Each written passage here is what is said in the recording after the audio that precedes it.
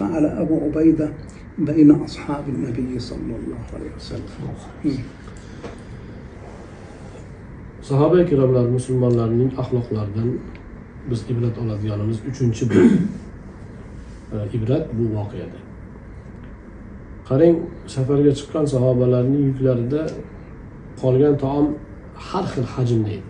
Birovda 4 ta xurmo, birovda non, birovda ko'proq narsa, birovda ozroq. Lekin ehtiyoj tug'ilganida ular har biri o'zini o'ylab bir chekkaga yeb ovqat yesa bo'lar edi. Yo'q. Qarasaki jamiyat muhtoj bo'lib turibdi. Hamma o'zida borini o'rtaga olib chiqib tashladi. Abu Ubayda roziyallohu anhu o'zi bosh bo'ldilar. U kishi buyurdilar, hamma xurjunida borini olib chiqib to'kdi. Keyin o'rtada hammaga teng taqsim qildi.